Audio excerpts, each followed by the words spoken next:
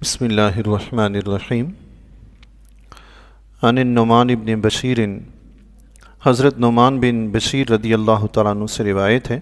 یہ نعمان بن بشیر رضی اللہ تعالیٰ عنہ بہت ہی جلیل القدر صحابی ہیں۔ جب حضور علیہ الصلوۃ والسلام ہجرت فرما کر مدینہ منورہ میں تشریف لائے تو حضور علیہ الصلوۃ والسلام کی ہجرت کے بعد انصار میں سب سے پہلے جو بچہ پیدا ہوا وہ حضرت نعمان بن بشیر رضی اللہ تعالیٰ عنہ تھے۔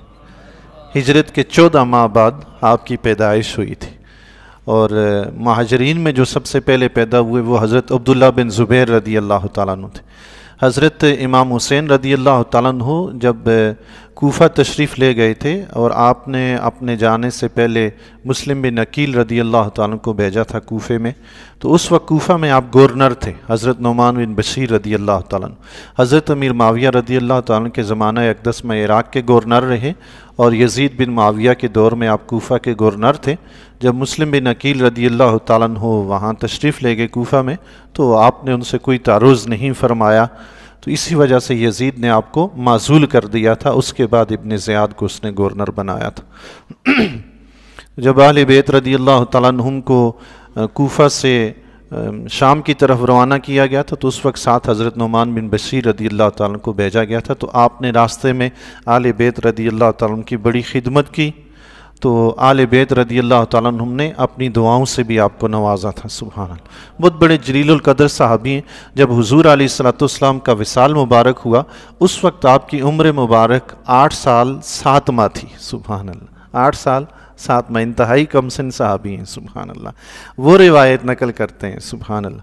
اچھا، نعمان نام سے تقریباً کم و بیش 60 صحابہ کرام رضی اللہ تعالیٰ عنہ ہیں جن کے نام نعمان ہیں، ان میں سے ایک یہ نعمان بن بشیر ہیں۔ اللہ فرماتے ہیں قال رسول اللہ صلی اللہ علیہ وسلم، رسول اللہ صلی اللہ تعالیٰ علیہ وآلہ وسلم نے ارشاد فرمایا الحلال بین والحرام بین، فرمایا حلال بھی واضح ہے اور حرام بھی واضح ہے۔ پتہ ہے کہ یہ حلال ہے 100%، روٹی کھاتے ہیں گندم کی حلال ہے، پانی پیتے ہیں حلال ہے، گوشت کھاتے ہیں جو حلال ہے، مرغی کا گوشت، گائے کا گوشت حلال ہے جو حلال ہے، 100% پتہ ہے کہ حلال ہے۔ اب جو حرام ہے، مردار جانور کا گوشت حرام ہے، خنزیر کا گوشت حرام ہے، شراب حرام ہے، 100% پتہ ہے کہ حرام ہے۔ تو فرمایا حلال بھی ظاہر ہے، حرام بھی ظاہر ہے۔ وَبَيْنَهُمَا مُتَشَابِهَاتٌ، اور ان دونوں کے درمیان میں مشتبہات چیزیں ہیں، ایسی چیزیں ہیں جن کے حلال یا حرام ہونے کے احکامات واضح نہیں ہیں، ظاہر نہیں ہیں، پتہ ہی نہیں کہ یہ حلال ہے یا حرام ہے۔ لا يعلمهن كثير من الناس، لوگوں میں سے اکثر لوگ ان کے بارے میں جانتے ہی نہیں کہ اسے حلال کہیں یا حرام کہیں، کیا کہیں۔ البتہ علماء میں سے ایسے لوگ اللہ تبارک و تعالیٰ نے پیدا فرمائے ہیں جو قرآن و حدیث کے علم پر مکمل عبور رکھتے ہیں، انہیں پتہ ہے کہ یہ چیز حلال میں شامل ہوگی یا حرام میں ہوگی۔ اکثر لوگوں کو اس کا پتہ نہیں ہوتا۔ جب پتہ نہیں ہوتا تو کیا کریں؟ ایک چیز اس کا پتہ نہیں ہے کہ یہ حلال ہے یا حرام، کیا کریں؟ پہلے تو یہ ہونا چاہیے علماء سے جا کے پوچھ لیں کہ ہمیں کیا کرنا ہے اس کے بارے میں۔ علماء بھی نہ بتا سکیں تو پھر یہ ہے کہ دل میں کھٹکا ہے نا کہ پتہ نہیں کرنے سے کیا ہوگا، نہ کرنے سے کیا ہوگا، جائز ہے یا ناجائز ہے، تو پھر کیا کریں؟ پھر فرمایا فَمَنِ اتَّقَى الشُّبُهَاتِ اسْتَبْرَأَ لِدِينِهِ وَعِرْضِهِ، تو جو شخص شبہات سے بچا، مشتبہ چیزوں سے بچا، اس نے اپنا دین بھی بچا لیا، اپنی آبرو بھی بچا لی۔ سبحان اللہ، اللہ، اس نے اپنا دین بھی بچا لیا، آبرو بھی بچا لی۔ سبحان، بندہ جب برے کام کرتا ہے نا، معاشرے میں کوئی آبرو رہتی ہے؟ نہیں رہتی۔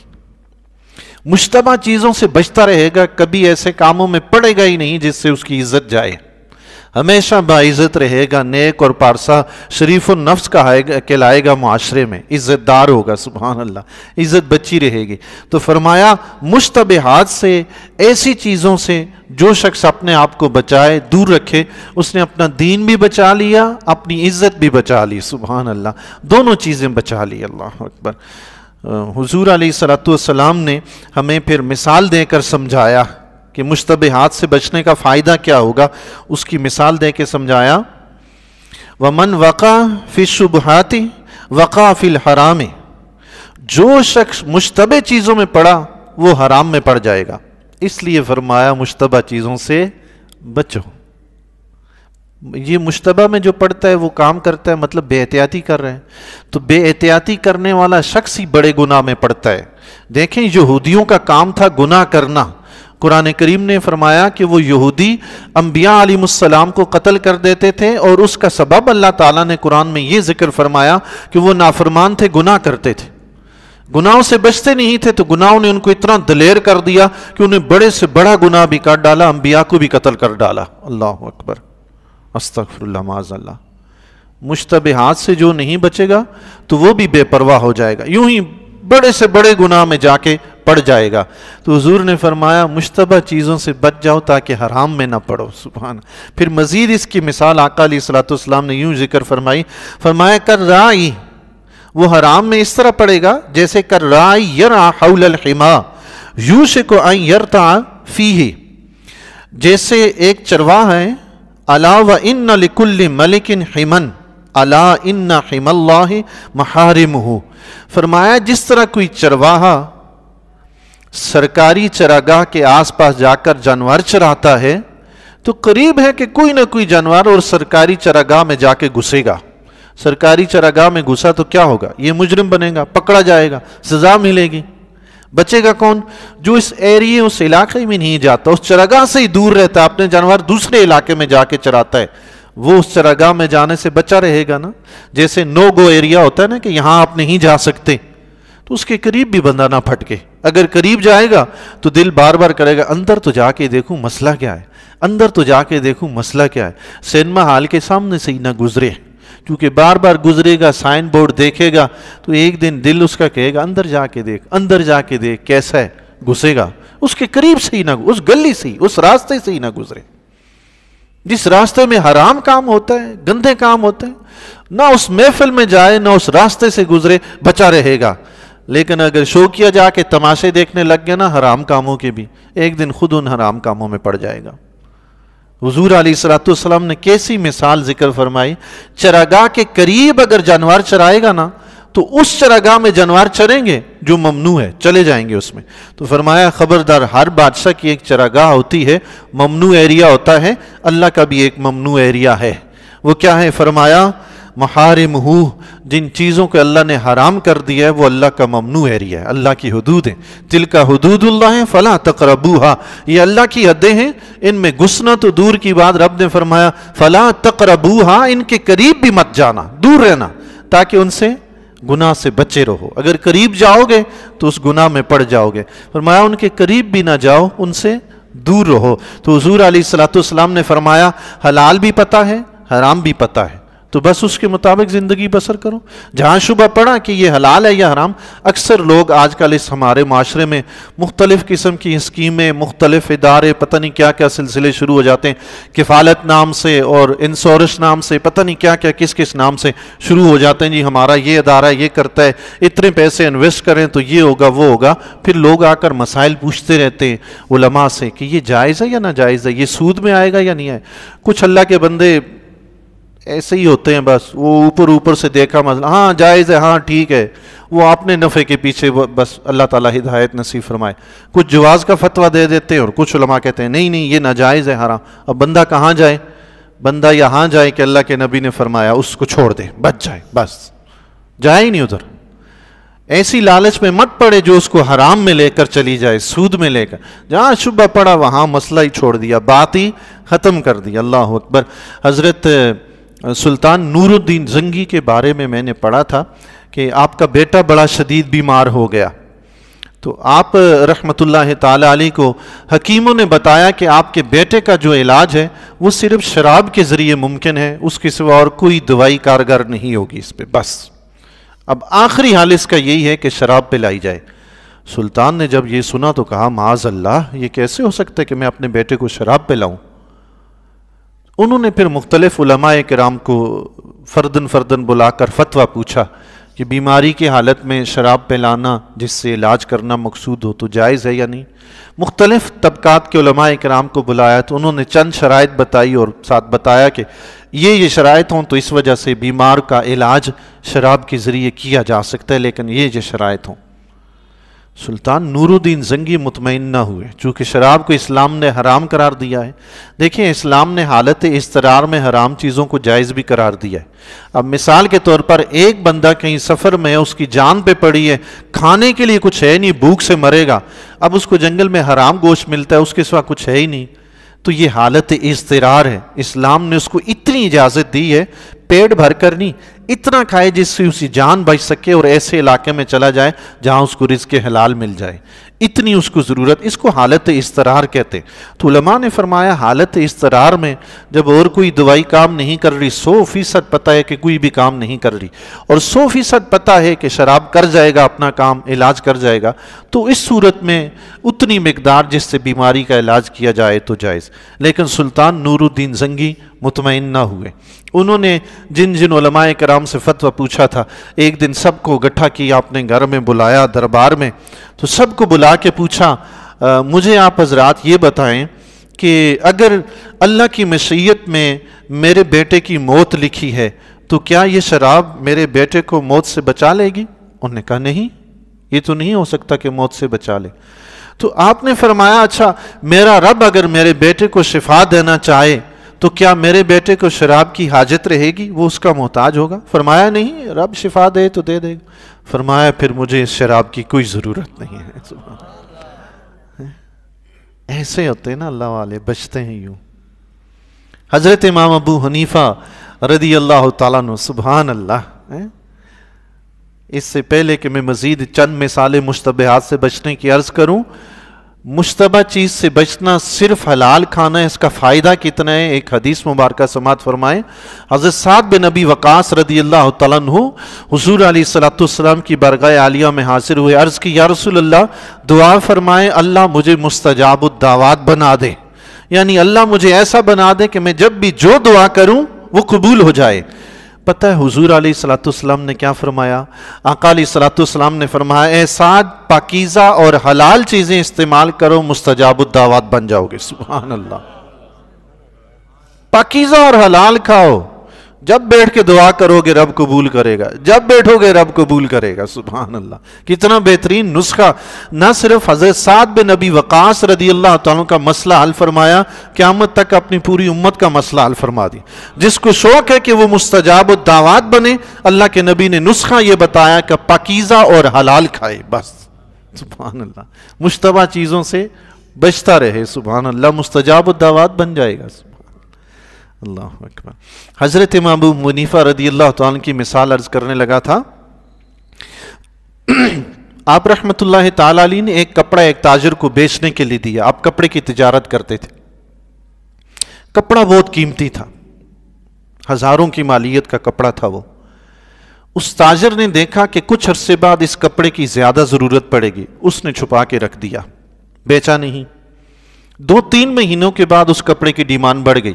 ہوتا ہے سیزن ہوتے ہیں نا، جشن آزادی آ گیا تو جھنڈیوں کی زیادہ ضرورت ہوتی ہے ورنہ کوئی پوچھتا ہی نہیں، پاکستانی جھنڈوں کی زیادہ ضرورت ہوتی ہے ورنہ کوئی پوچھتا ہی نہیں ہے جی۔ تو سیزن کی بات ہوتی ہے، تاجر کو پتہ ہوتا ہے کہ کون سی چیز کب چاہیے ہوتی ہے، اس نے کپڑا چھپا کے رکھ دیا۔ جب کپڑا ضرورت اس کی بڑھی تو اس کے دام بھی بڑھ گئے، تو اس نے کئی گنا زیادہ داموں میں بیچ کر وہ پیسے جا کر حضرت امام ابو حنیفہ رضی اللہ تعالیٰ کی بارگاہ میں حاضر کیے اور سارا اپنا واقعہ سنایا کہ اس نے خوش ہو کر یہ واقعہ بتایا کہ میں نے زیادہ نفع حاصل کیا ہے، کہ اس کو میں نے ابھی روک کے رکھا تھا کیونکہ ابھی اس کی جو قیمت تھی، مانگ تھی، وہ بڑھ گئی تھی، اس لیے میں نے اب بیچا ہے تو اب اس کا زیادہ نفع حاصل ہوا ہے۔ امام اعظم ابو حنیفہ رضی اللہ تعالیٰ بڑے پریشان ہوئے، اس سے ناراض ہوئے۔ آپ نے فرمایا خدا کے بندے، تم نے لوگوں کی مجبوری سے فائدہ اٹھایا، ابھی تک تم نے کپڑا رکھا رہا، بیچا نہیں ہے، لوگوں کی مجبوری سے فائدہ اٹھایا۔ آپ رحمت اللہ تعالی علیہ نے صرف اس بات پر کہ لوگوں کی مجبوری سے فائدہ اٹھایا گیا ہے، فرمایا کپڑے کی قیمت اور اس کا نفع جتنا بھی ہے سارا فقراء میں تقسیم کر دو۔ سبحان اللہ، کچھ بھی نہیں لیا اس میں سے، سارے کا سارا فقراء میں تقسیم کروا دیا۔ ہزاروں لاکھوں روپے کا کپڑا تھا۔ اللہ اکبر۔ نبیذ یہ مشروب بنتا ہے کھجور سے، کھجور سے مشروب بنتا ہے. علماء کرام کے اس کے مختلف اقوال ہیں جائز یا ناجائز ہونے کے بارے میں، پھر مختلف شرائط ہیں یہ وہ. حضرت امام ابو حنیفہ رضی اللہ تعالیٰ عنہ اس کے بارے میں فرمایا میں اس کے حرام کا فتویٰ نہیں دیتا، کیونکہ آپ کو یقین ہی نہیں تھا کہ یہ حرام ہے، مشتبہ چیز ہے نا، حرام ہے یا نہیں ہے.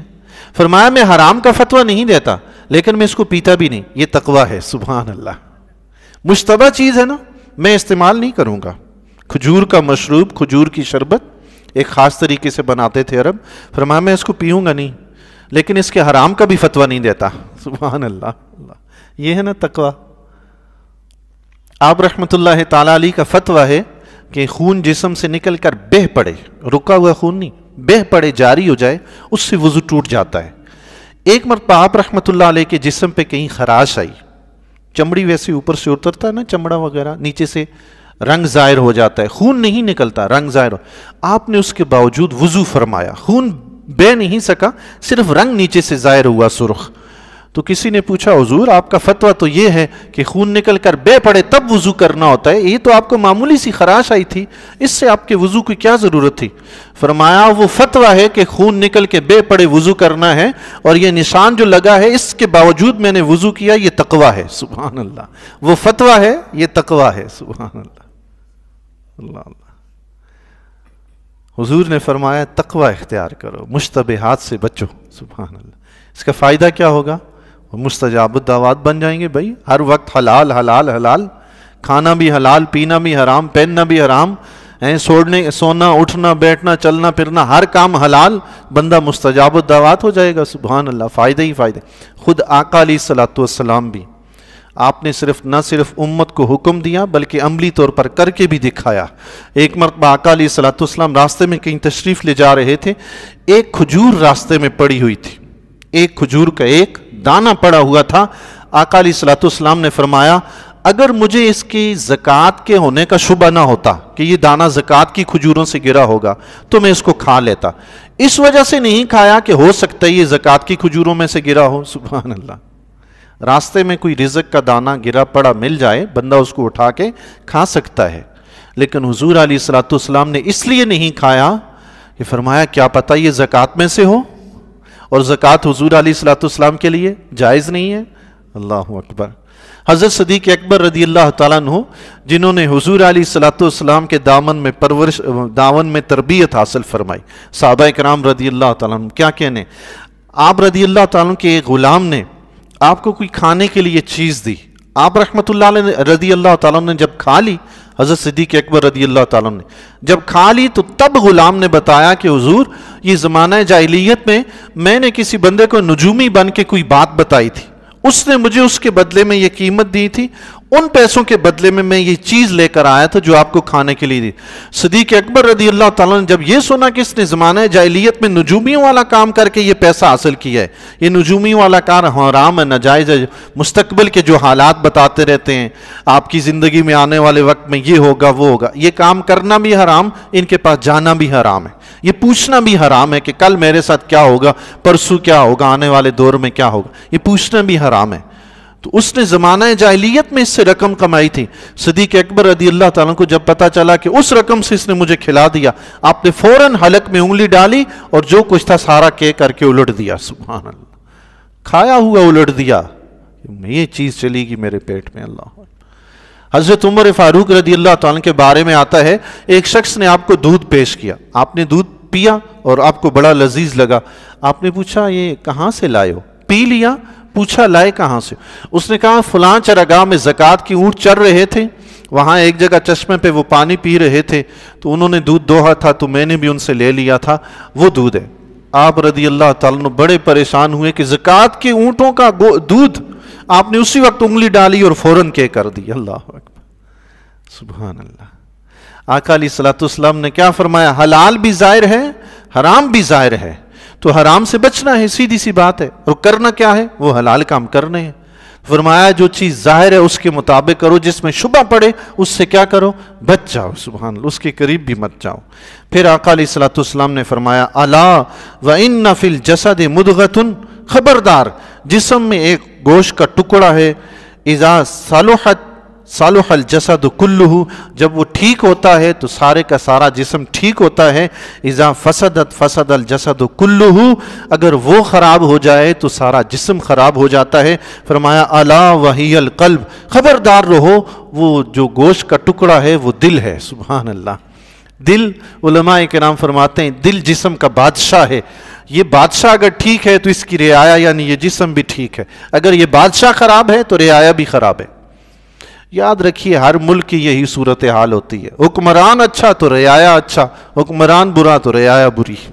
اگر کوئی یہ کہے کہ رعایا ٹھیک ہوگی تو حکمران ٹھیک ہوں گے، یہ مشکل کام ہے، یہ ناممکن کام ہے۔ تاریخ میں آج تک میں نے کوئی ایسا واقعہ نہیں پڑھا کہ جہاں رعایا کے درست ہونے سے حکمران درست ہو گئے ہوں، ہر جگہ یہی ہوا ہے، حکمران اچھا آیا ہے، عوام بھی اچھی بن گئی ہے۔ تو دل جو ہے یہ جسم کا بادشاہ ہے، یہ اگر اچھا ہے، صحیح ہے، تو دل کے ساتھ ساتھ سارا جسم بھی صحیح ہے۔ حضور علیہ الصلوۃ والسلام نے اس حدیث کے آخر میں اس دل کا ذکر کیوں فرمایا؟ یاد رکھیے ہم جتنے بھی اعمال کرتے ہیں نا، اس سے پہلے ہمارے دل میں اس کا خیال آتا ہے، تصور آتا ہے، نیت پیدا ہوتی ہے، پھر ہم عمل کرتے ہیں۔ تو حضور علیہ الصلوۃ والسلام نے اس طرف توجہ دلائی کہ حرام سے بچنا ہے، مشتبہات سے بچنا ہے، اپنے دل میں حرام چیزوں کا تصور ہی پیدا نہ کرو، ہمیشہ حلال کا سوچو، اچھا سوچو، تاکہ اعمال بھی اچھے ہی ظاہر ہوں۔ سبحان اللہ۔ اللہ تبارک و تعالیٰ سے دعا ہے جی اللہ تعالیٰ حرام اور مشتبہ چیز سے بچنے، حلال اور جائز کام کرنے کی توفیق عطا فرمائے۔